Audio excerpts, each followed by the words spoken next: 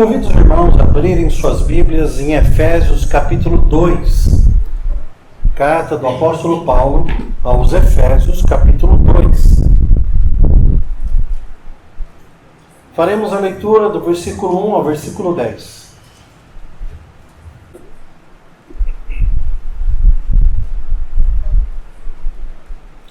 A palavra do Senhor diz assim: Vocês estavam mortos em suas transgressões e pecados, nos quais costumavam viver, quando seguiam a presente ordem deste mundo e o príncipe do poder do ar, o espírito que agora está atuando nos que vivem na desobediência.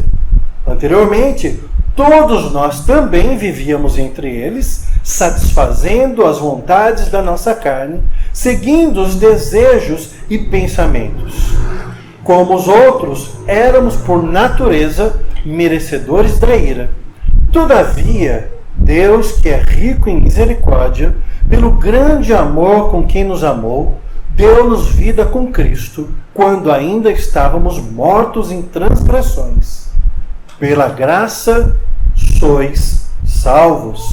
Deus nos ressuscitou com Cristo e com Ele nos fez assentar nos lugares celestiais em Cristo Jesus, para mostrar nas eras que hão de vir a incomparável riqueza de sua graça, demonstrada em sua bondade para conosco em Cristo Jesus. Pois vocês são salvos pela graça, por meio da fé, e isto não vem de vocês, é dom de Deus. Não por obras, para que ninguém se glorie, porque somos criação de Deus, realizada em Cristo Jesus, para fazermos boas obras, as quais Deus preparou antes para nós as praticarmos. Vamos orar. Senhor Deus Todo-Poderoso, nós louvamos o Teu nome e agradecemos a oportunidade que nos concede nessa noite de termos a Tua Palavra de maneira acessível, um lugar para nos reunirmos em torno dela e o Teu Santo Espírito para ministrar aos nossos corações, nos ensinando, falando a cada um de nós. Eu sei que sou falho, Deus, sou um vaso imperfeito, mas eu não confio no meu intelecto, na minha oratória, mas eu confio no poder do Teu Santo Espírito. E por isso eu oro nesse momento. Usa-me como instrumento para que os Teus servos sejam edificados nesta noite. Eu oro assim, em nome de Jesus. Amém.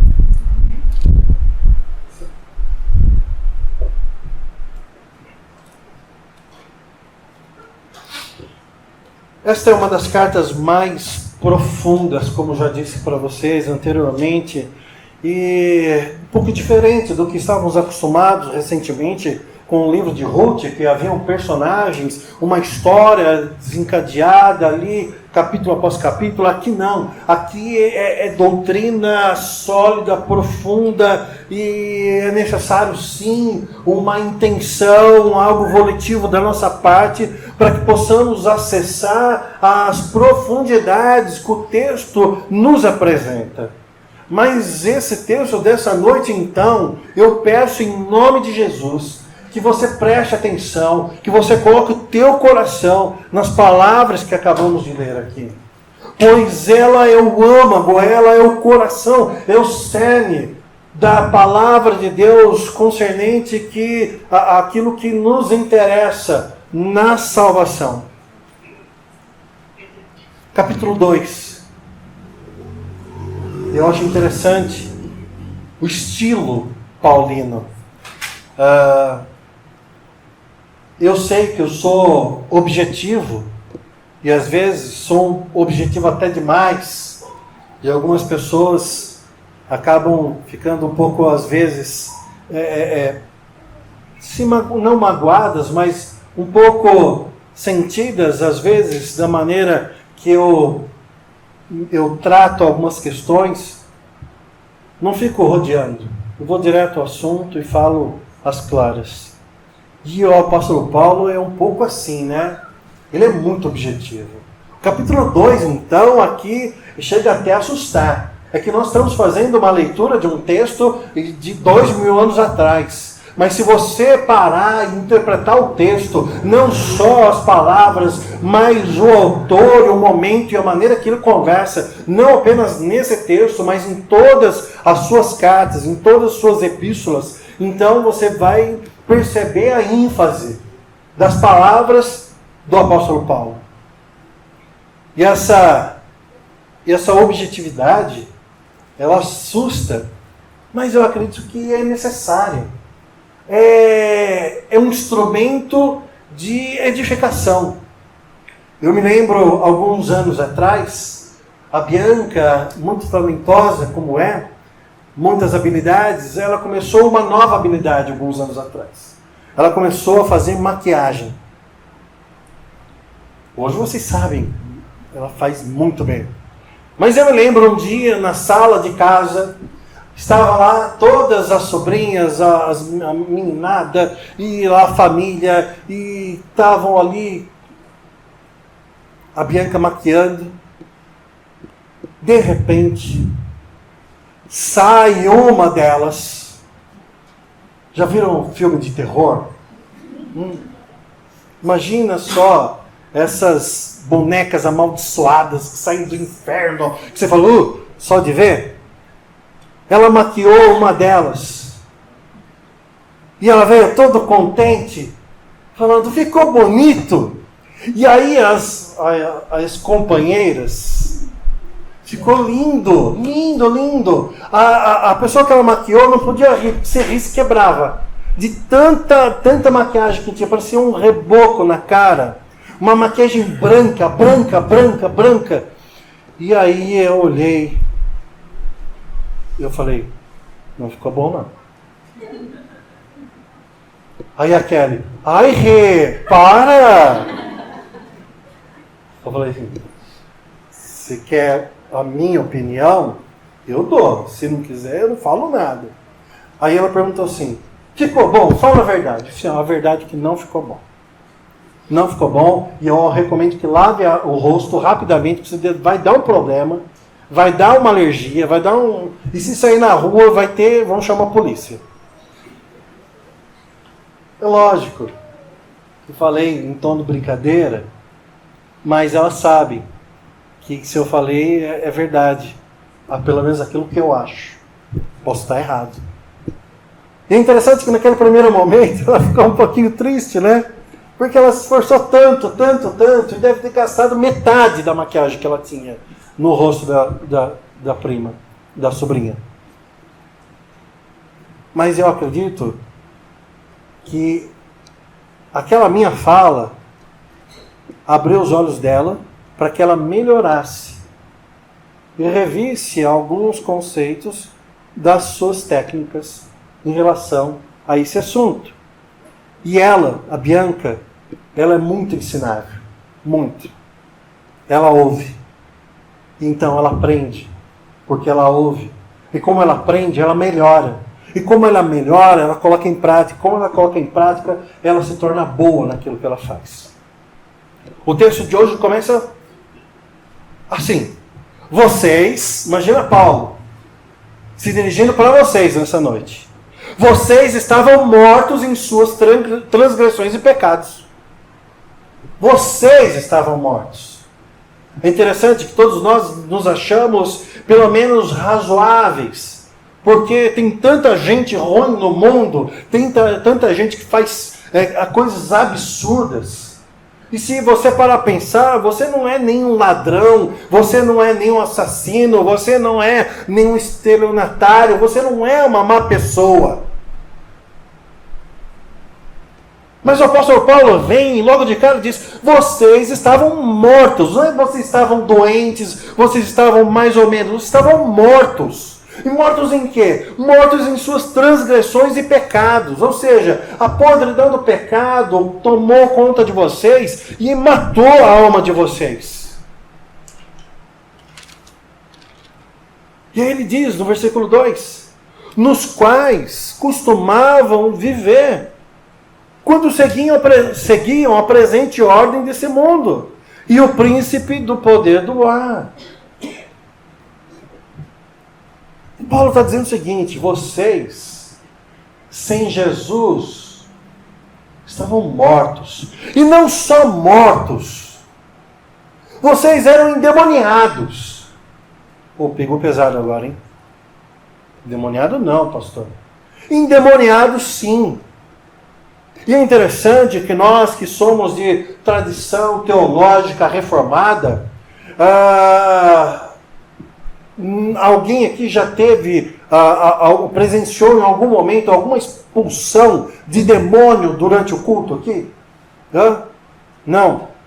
Alguma entrevista com o possesso, o cara cabaço para trás, falou: eu vim para destruir a vida dele. Aí eu pergunto: mas o que mais você vai fazer? Não, eu vou acabar com a família dele. Vocês já viram isso aqui? Não, né? Não viram. Mas aí, temos que tomar cuidado. Por quê? Isso não significa que não exista um mundo espiritual onde seres demoníacos agem na vida das pessoas.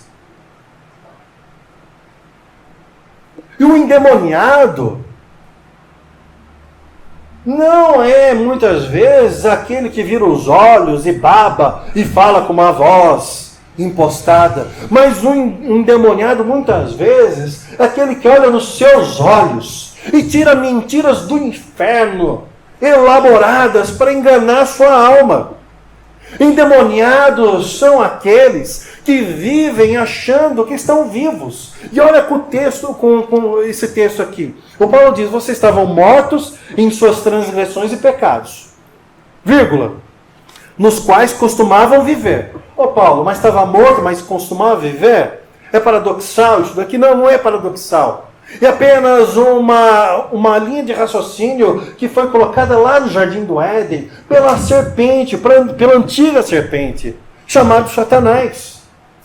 O homem, antes da queda, ele vivia. Mas depois da queda, ele recebe o salário do seu pecado e morre espiritualmente. Mas a serpente, ao enganar Eva, diz para ela: olha, você viverá muito mais e melhor se você começar a ouvir a minha voz, não a voz de Deus. Vá lá e desobedeça a Deus e coma do fruto.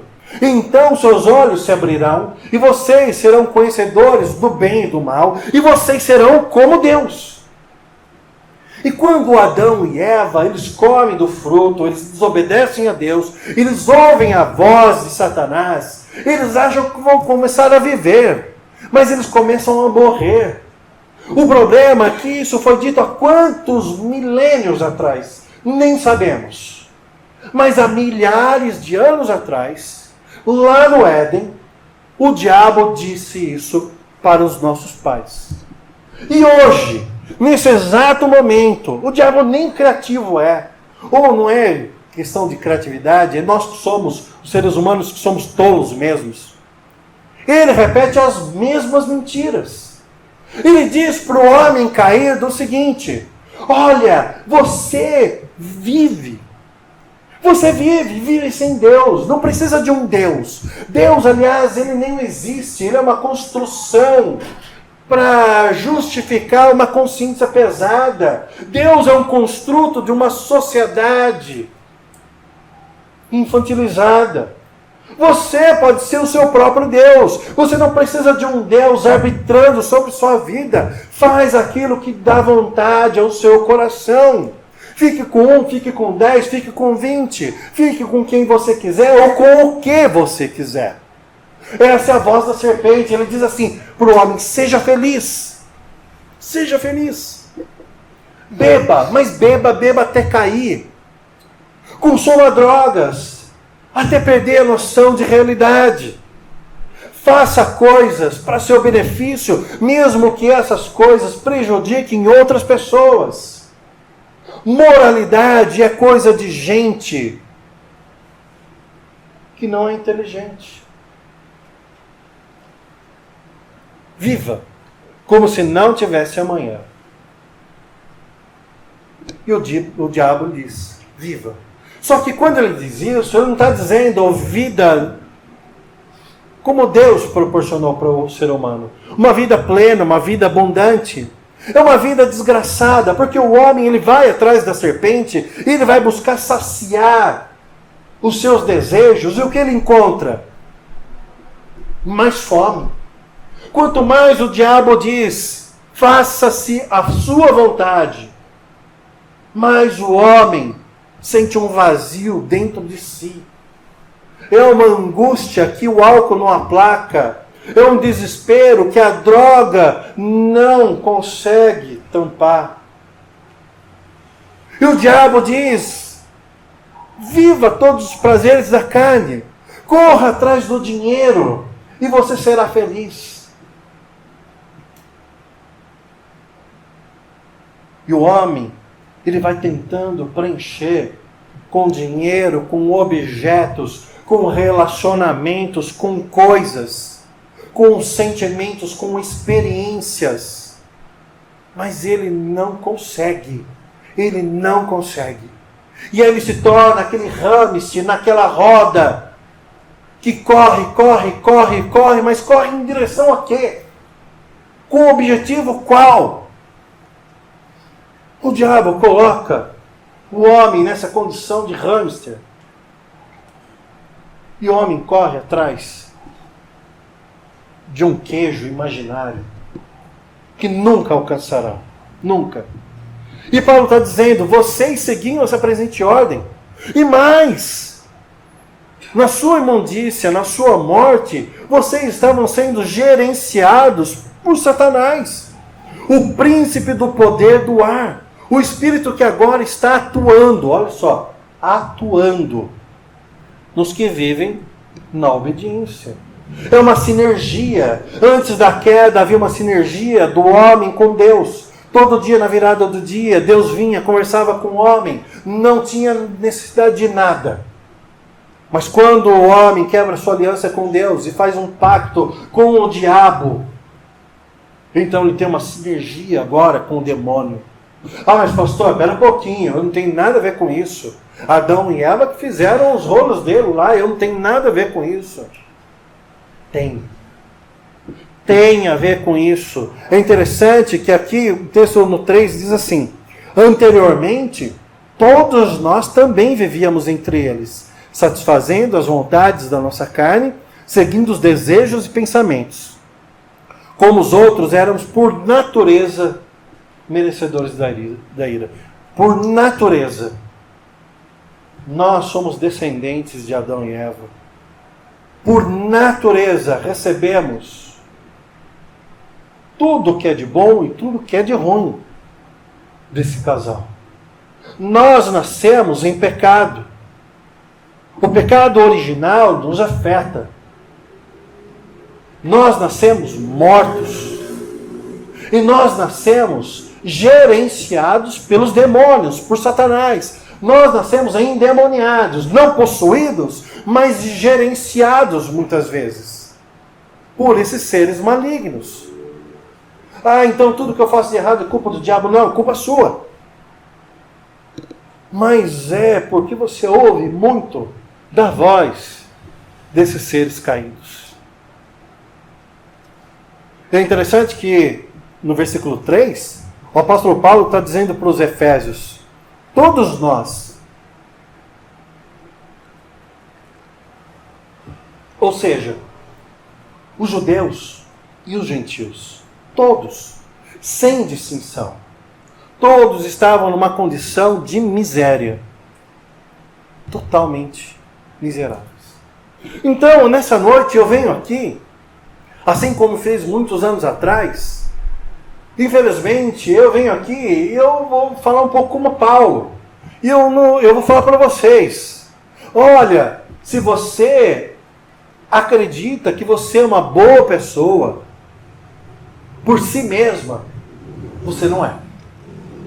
Se você acredita que não precisa de Deus para mudar o seu coração, para vencer as suas questões internas, para superar os seus pecados, você não consegue. Mas pastor, eu conheço o meu vizinho, eu tenho um parente que ele não é crente. ele não conhece a palavra de Deus, e ele parou de fumar.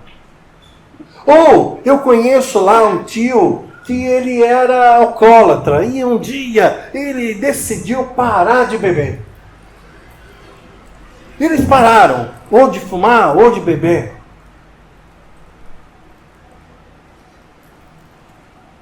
Então, nós somos capazes. Se nós quisermos muito. Aliás, o que tem mais hoje é pessoas dizendo para outras pessoas: sim, você pode. Sim, você consegue. Sim, você é especial. E eu sou obrigado a vir aqui lhe dizer nessa noite: você não é especial. Você não pode sem Deus. Porque coisas aparentes, grandes devido à sua complexidade de vício, mas a abstenção de uma bebida alcoólica ou de uma substância considerada não apropriada, ela chama atenção, mas ela chama atenção até a página 2. Até a página 2.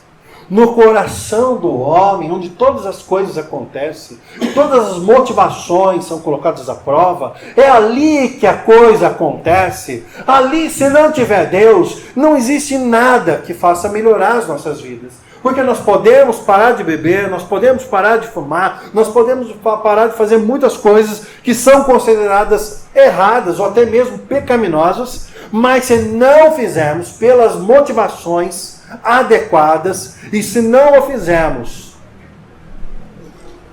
direcionados pelo próprio Deus, serão demônios disfarçados que dirão o seguinte: toma o teu troféu, assenta-se à cadeira de Senhor e Senhora Suprema da sua vida e desfrute do teu poder. Ou seja, você sai de uma armadilha e cai numa pior. E cai numa pior.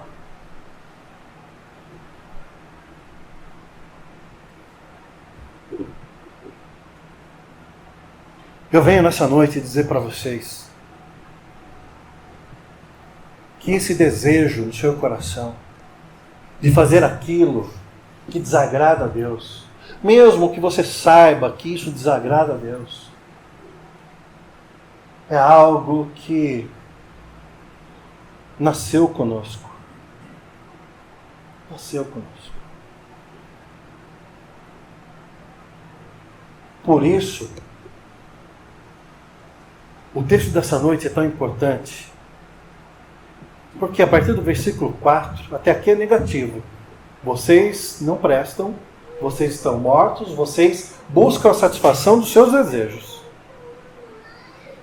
O diabo é seu aliado e você é servo, escravo do diabo. Mas no versículo 4 tem um todavia. E esse todavia faz toda a diferença. Porque é como se mostrasse a antítese, o oposto. O oposto de salgado é doce. O oposto de escuro é claro. O oposto de morto é vivo. O oposto de desgraçado é o quê? O oposto de desgraçado.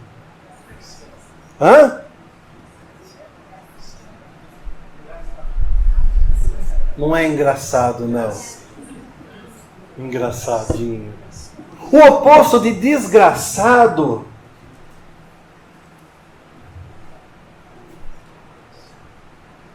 é salvo.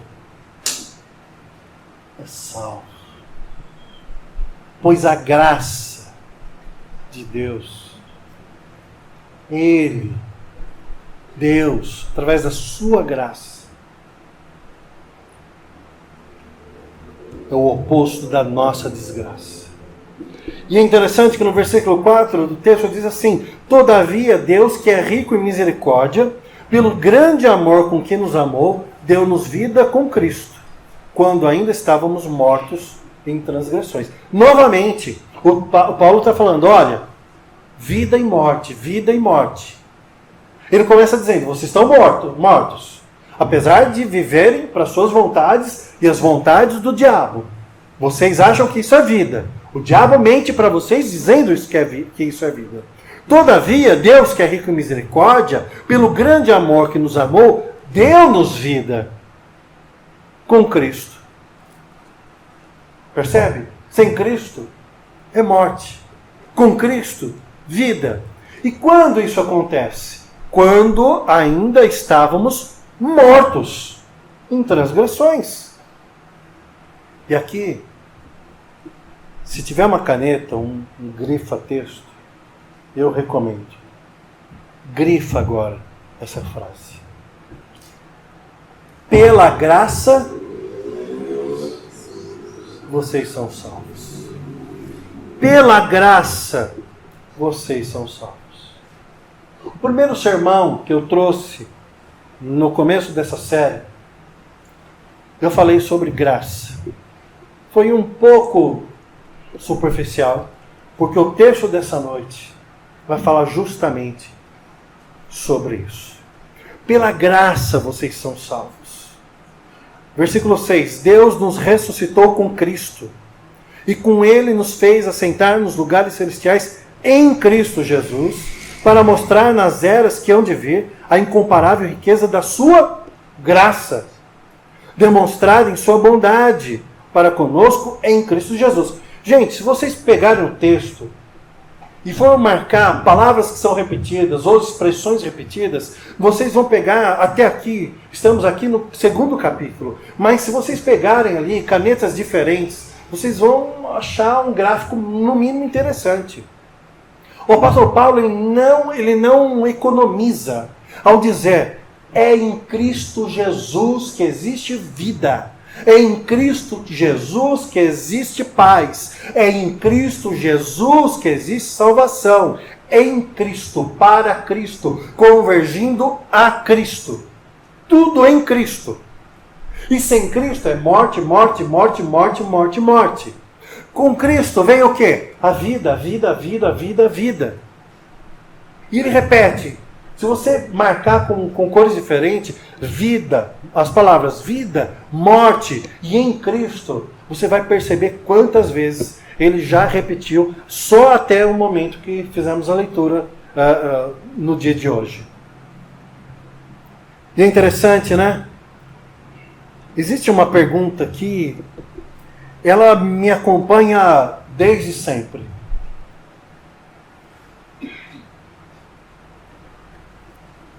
E que apenas alguns anos atrás eu recebi a resposta. É uma pergunta que talvez muitos de vocês tenham. Por que então Deus cria o homem e a mulher, e esse homem e essa mulher o trai? E o trai descaradamente, sem nenhum motivo.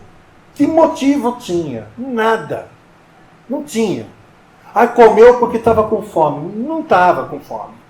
Comeu porque foi obrigado. O diabo não colocou uma arma na cabeça. Não. Comeu porque quis comer. Pecou porque decidiu pecar. E a descendência desse homem e dessa mulher nos traz um irmão matando o outro. Caim mata Abel. E a descendência desses seres humanos é uma maldade tão grande, tão grande, tão grande, que o pecado se avoluma de tal maneira que Deus manda um dilúvio para limpar a terra. Meia dúzia de sobreviventes resolve a questão? Não! Eles se multiplicam e junto com eles se multiplica o pecado. E a maldade prolifera. Uma torre é construída. Eles querem chegar a Deus e serem reconhecidos como deuses. E Deus confunde as línguas. Isso resolve? Não, não resolve. Eles criam ferramentas, das ferramentas usam como armas para subjugar, matar, destruir. E esse homem evolui. E hoje nós temos bombas que eles jogam uns nos outros. E Deus sabia de tudo isso. Não só tudo isso, mas Ele sabia de mim e de você e dos pecados que nós cometemos contra esse Deus Santo. E a pergunta que eu tinha, que muitos talvez tenham, por quê? Deus simplesmente não acabou com tudo e com todos e fez de novo. Por quê? Ou por que Deus se colocou numa situação de sofrimento absurdo? Quando Jesus encarna através de Maria e sofre ao ponto de morrer na cruz. Por quê? Que amor é esse? O que Ele viu em mim e em você que o motivou a fazer isso? Havia alguma motivação da parte de Deus recebida de nós? Alguma motivação recebida de nós? Não. Não. O que Ele recebia de nós? Pecado, pecado, pecado. Afronta, afronta, afronta. Nós vivíamos seguindo a presente ordem desse mundo. E o príncipe do poder do ar.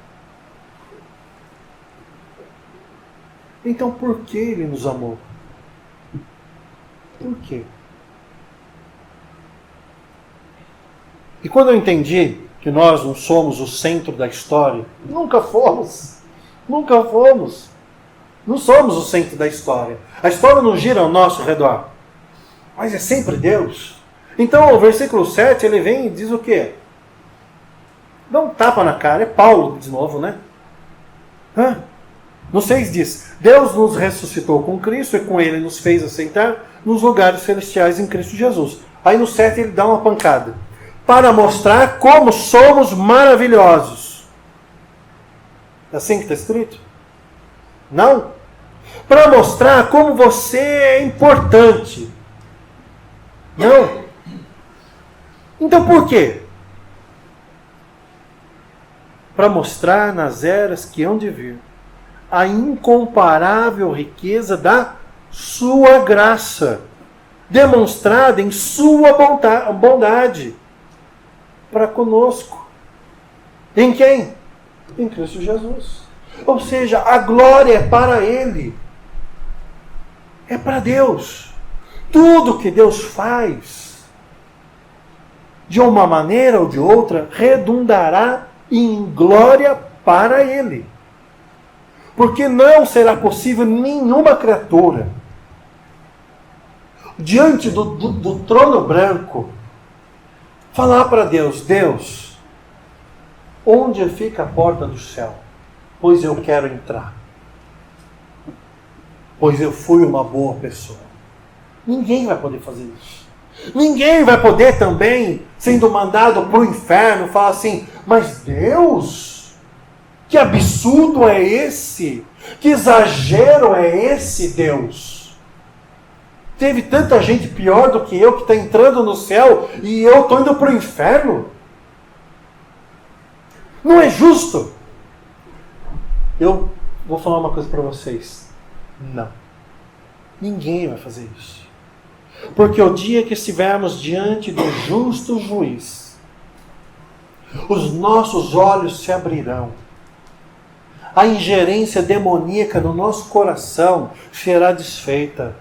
E todo joelho se dobrará e reconhecerá que Jesus Cristo é o Senhor. Alguns o farão alegremente, com o coração exultando de alegria. Outros o farão com um sabor terrível, um sabor amargo na boca, pois verão diante dos seus olhos aquilo que lhes foi dito durante a sua vida toda, que o Senhor Jesus é o Senhor de todos.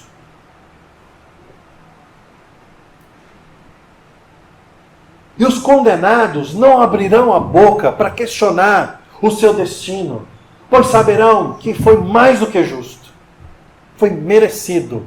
Nesse caso, o homem pode dizer assim: eu mereci. No outro grupo, naqueles que o Senhor disser: venham para o reino, para o gozo do seu Senhor. Venham para junto do Cordeiro, o leão da tribo de Judá. Venham e entrem na cidade celestial.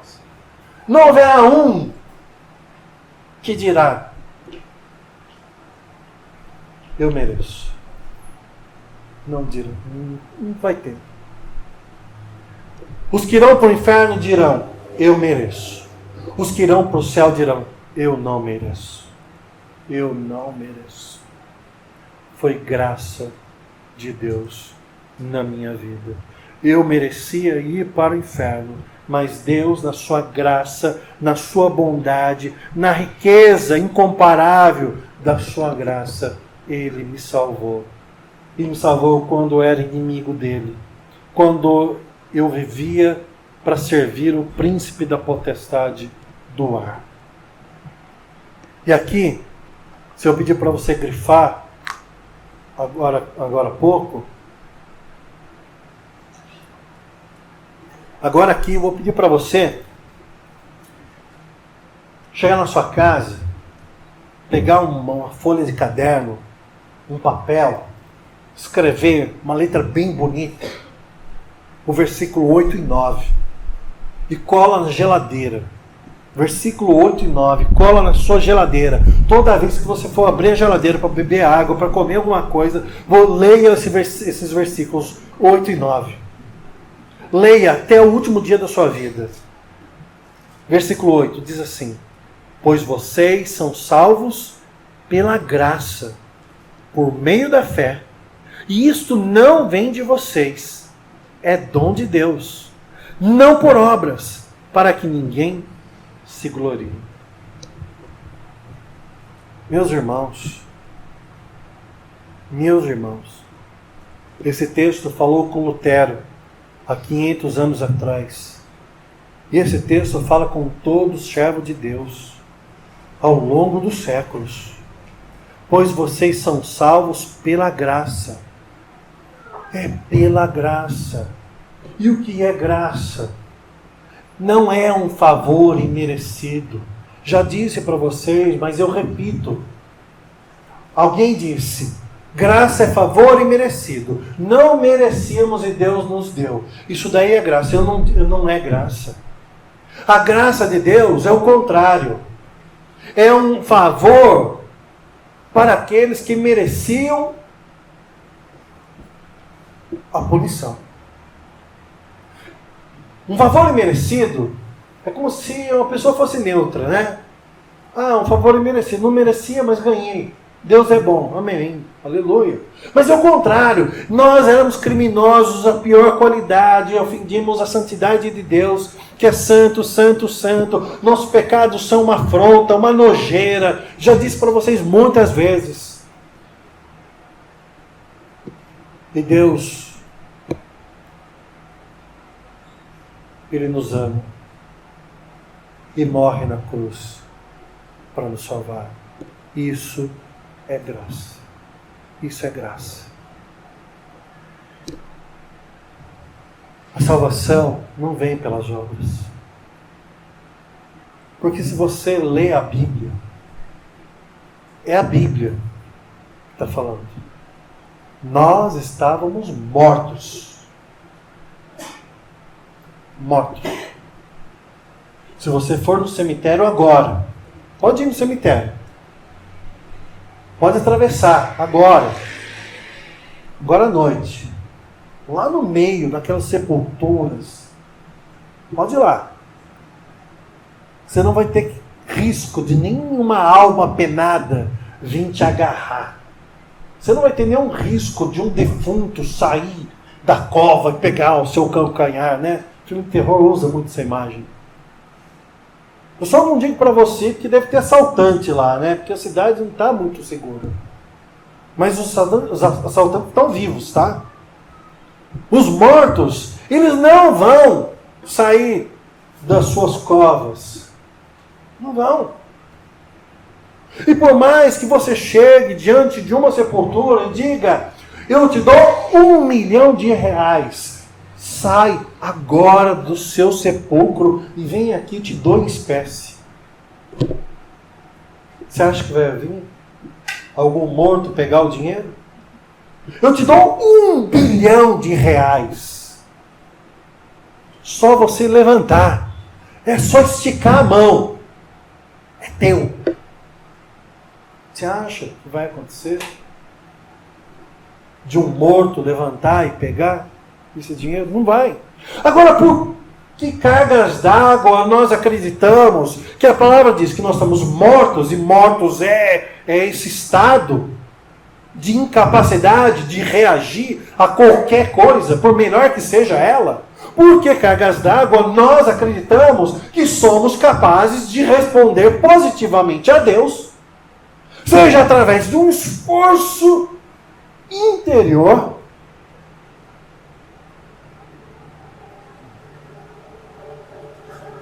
ou através de mecanismos exteriores? Por que, meus queridos, nós deveremos acreditar que sacrifícios da nossa carne nos iriam favorecer em relação à salvação das nossas almas? Quão tonto é aquele que acredita que subir escada, acender vela ou fazer qualquer coisa traz o favor divino. Eu falo tonto, não é com sentido de deboche, não, tá? O que é um tonto? Conhece um tonto? Hã? Você é tonto? Eu, de vez em quando, fico meio tonto. O tonto é aquele que toma uma pancada, aquele que tem uma reação a alguma adversidade momentânea, que ele fica meio sem direção. Ele fica tonto. Fiquei tonto. Eu estava sentado, levantei rapidamente e me escureceu as vistas, eu fiquei meio sem apoio, fiquei tonto. O que tem de gente tonta tentando se apegar a apoios para justificar a sua salvação? É terrível. É terrível. Vivemos agora uma guerra em que jovens,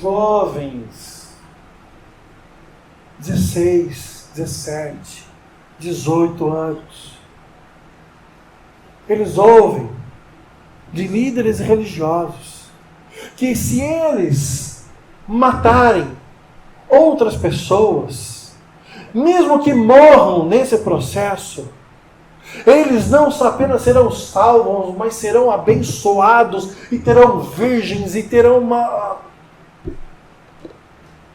uma gente tonta. Ou seja, totalmente sem noção do que está fazendo.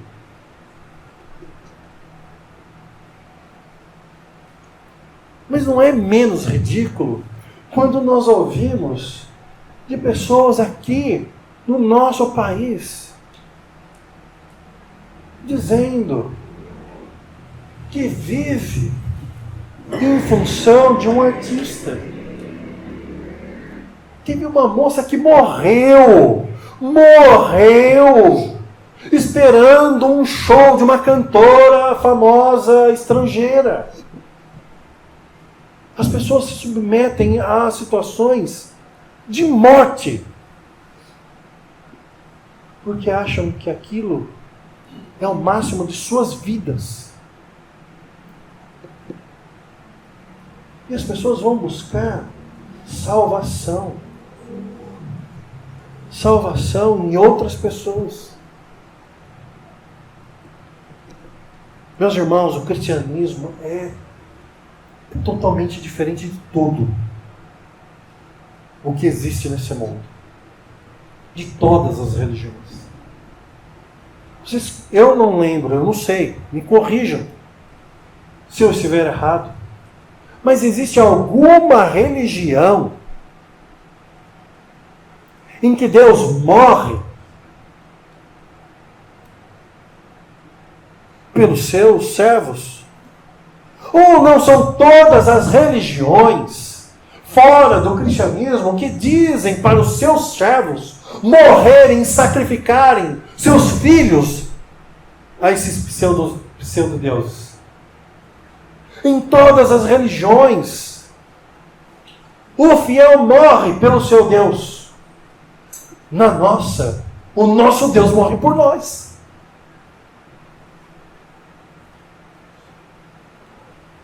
Isso é graça. Isso é graça. Que explicação nós temos?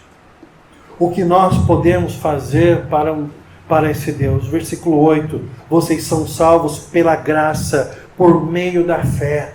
E olha só, pastor, então se tiver muita fé, eu vou ser salvo. Gente, não é isso.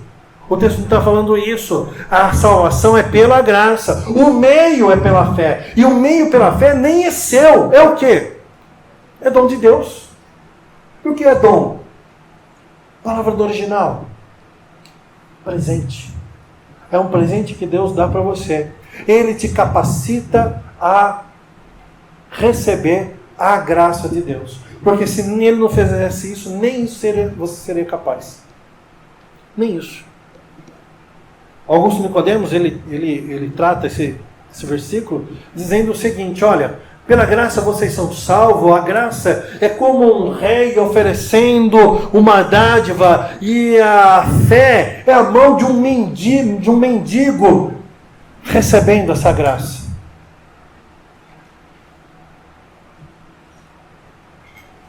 E nenhum dos dois vem de nós, vem de vocês. É dom de Deus. E o versículo 9, ele enfatiza novamente: não por obras, para que ninguém se glorie. Então, pastor, você não é por obras? Então, eu não preciso, então, me esforçar, me dedicar. Por quê? Estou garantido. Estou garantido? Está garantido. Sua salvação está garantida. Romanos 8. Abram lá. Outro texto também que vai ficar gravado na cabeça de vocês, hein?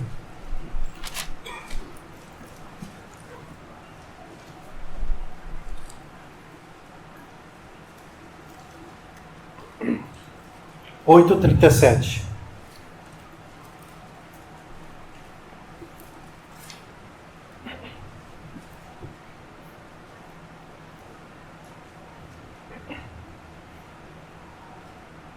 Mas em todas essas coisas somos mais que vencedores, por meio daquele que nos amou, pois estou convencido de que nem a morte, nem vida, nem anjos, nem demônios, nem o presente, nem o futuro, nem quaisquer poderes, nem altura, nem profundidade, nem qualquer outra coisa na criação será capaz de nos separar do amor de Deus que está em Cristo Jesus, nosso Senhor.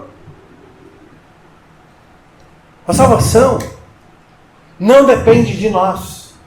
Então, se você em algum momento da sua vida, você aprendeu, foi dito para você: olha como você está vivendo, porque se Jesus vier agora, você fica, hein? Você fica. Olha lá o que você vai fazer, hein? Presta bem atenção, hein?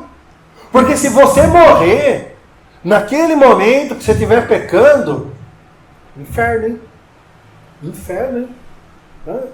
E tem uns que acreditam que aqueles que tiram a própria vida estão condenados ao inferno automaticamente.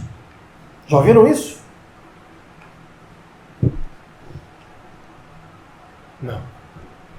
Nada nos separará do amor de Deus que está em Cristo Jesus, o nosso Senhor. Nada, nem altura, profundidade, anjos, demônios, nenhuma criatura, inclusive você, inclusive eu mesmo. Nada vai me separar do amor de Deus. Ah, então se nada vai me separar, então eu posso ficar de boa na minha vida e fazer o que eu quero? Não! Não! O que o texto diz? Versículo 10. Efésios 2:10. Porque somos criação de Deus, realizada em Cristo Jesus, para quê? Para fazermos boas obras, as quais Deus preparou antes para nós as praticarmos. Então a questão é se devemos ou não devemos fazer.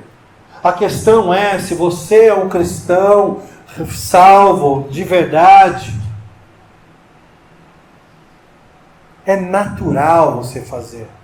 Porque os filhos da desobediência, os endemoniados, aqueles que vivem debaixo da ingerência demoníaca, eles pecam e nem sentem. Mas os santos, os salvos pela graça, eles servem que nem percebem. É natural para o servo do diabo pecar, como é natural para o servo de Deus santificar-se e glorificar o nome de Deus através das obras praticadas em suas vidas. Então, se existe alguma dúvida, a dúvida é: você é servo de quem?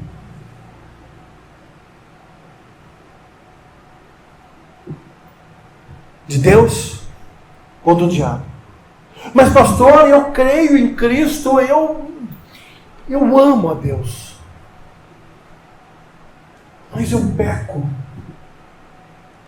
Aliás, enquanto o Senhor está falando, tem um pecado na minha vida que eu estou lutando há muito tempo e eu não deixo de praticá-lo. Então significa, pastor, que eu não sou salvo. Significa então que eu vou para o inferno, porque eu desejo praticar esse pecado. Então Deus não me ama, Ele não morreu por mim, o sangue dele não está sobre mim.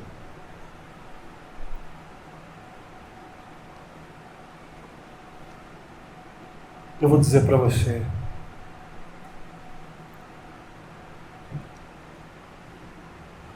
esse pecado que você está praticando,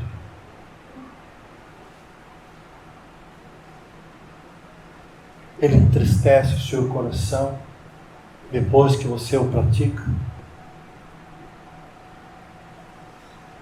Esse pecado que você está vivenciando, ele te envergonha diante de Deus? Em algum momento da sua vida você pensou: eu não vou orar, não vou pedir nada para Deus, porque que cara que eu tenho de pedir qualquer coisa para Deus, sabendo que Ele sabe o que eu faço? Já aconteceu isso com você? Ou está acontecendo isso com você? Sua vida de oração é pífia, porque você tem vergonha de entrar no Santo dos Santos. Você tem vergonha de clamar o sangue poderoso de Cristo, do Cordeiro Imaculado,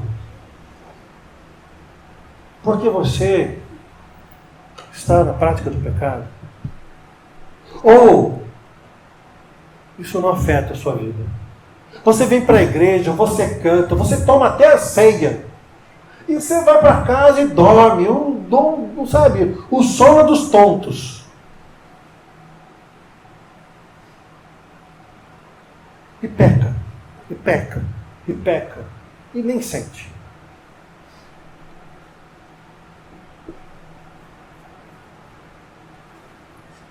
Se esse for o caso, você dorme.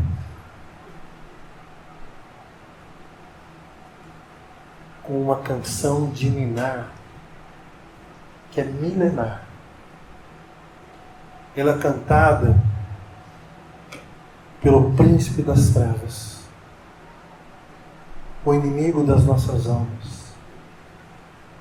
E provavelmente ele deve cantar numa voz muito doce, muito melodiosa, dizendo para você: durma tranquila, durma feliz, peque à vontade, não se prive de nada, faça a sua vontade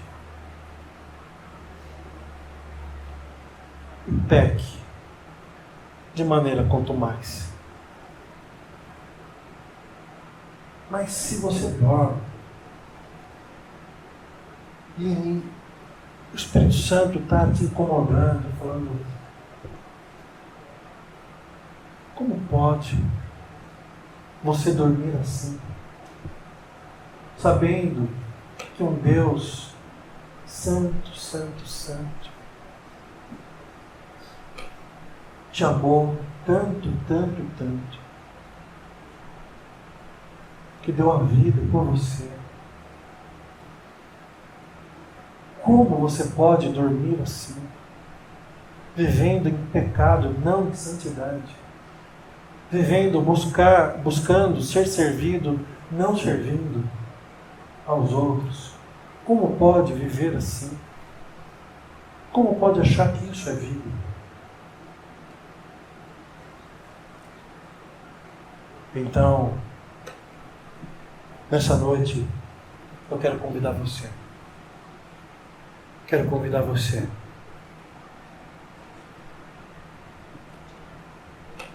a abandonar o seu pecado. Por mais difícil,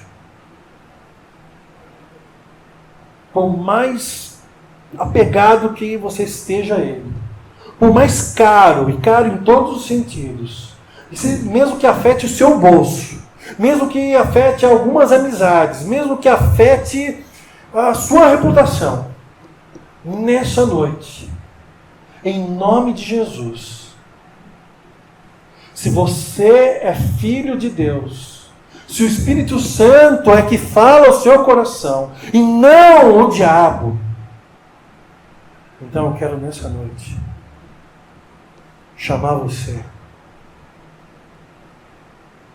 a se consertar e desfrutar da vida plena em Cristo Jesus. De novo, em Cristo Jesus. Porque você foi criado por Deus para realizar em Cristo Jesus boas obras. Não serão essas obras que irão te salvar, mas porque você é salvo, irá realizá-las. E a primeira obra que um cristão deve fazer é viver em santidade. Se não souber como fazer,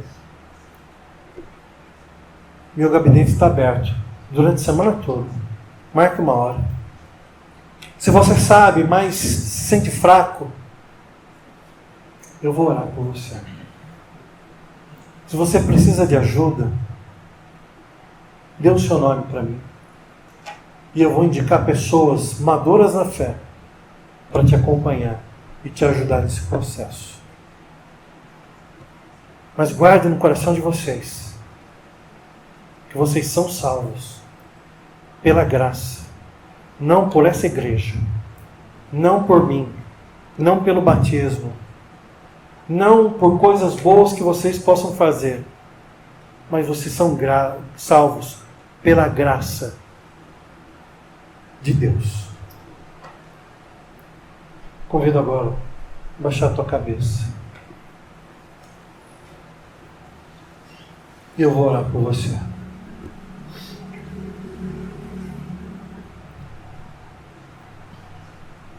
Hoje a oportunidade bateu a sua porta. Não seja tonto. Não saia tonto dessa igreja. Firme na rocha, que é Cristo Jesus. Se reconcilie com Cristo. Peça perdão dos seus pecados.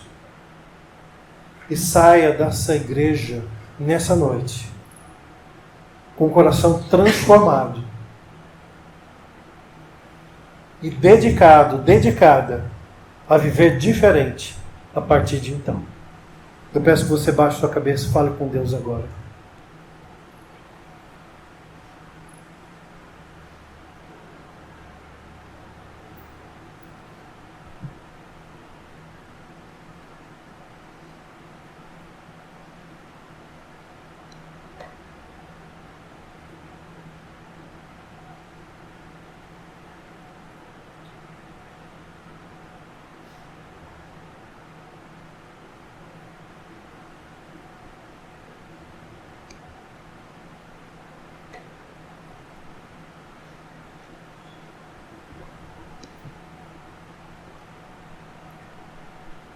Senhor, nos perdoa,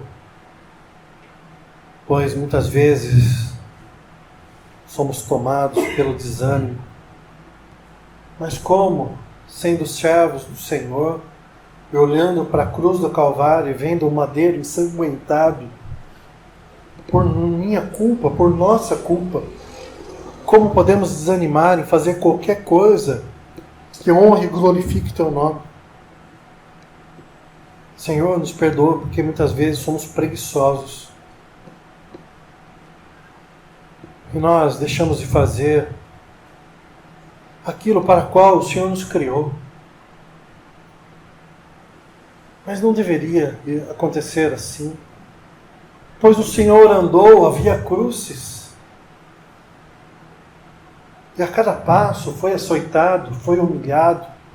E carregou em suas costas, ó Jesus, uma madeiro maldito. Mas o peso maior veio quando os nossos pecados foram lançados sobre o Senhor. Em nenhum momento o Senhor desistiu. Como nós podemos então ficar parados? Nos perdoa, Senhor. O diabo, ele é astuto. Ele conhece as nossas debilidades.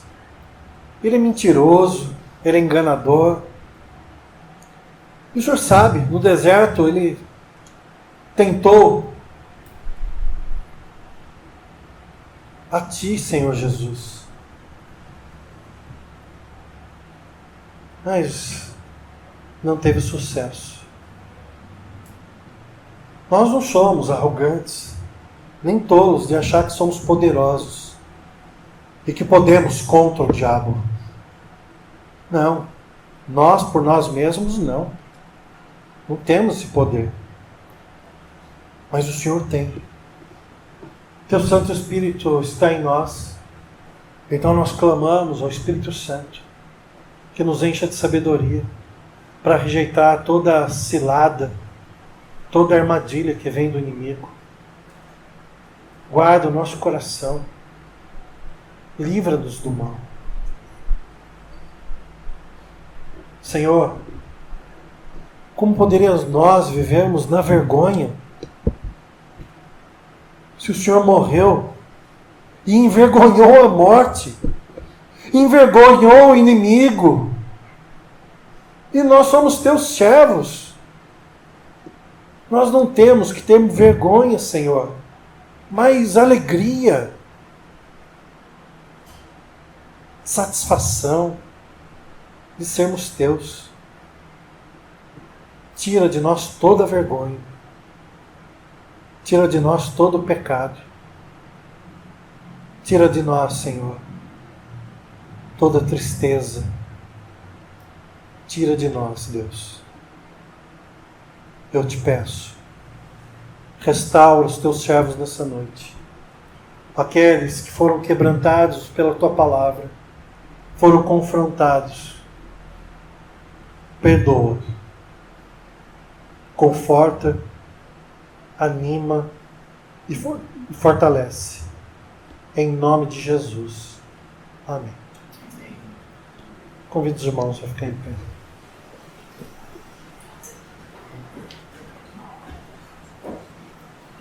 Que o amor do Pai, a redenção em Cristo Jesus e a comunhão do Espírito Santo estejam com cada um de vocês, hoje e sempre. Que a graça os acompanhe. Amém.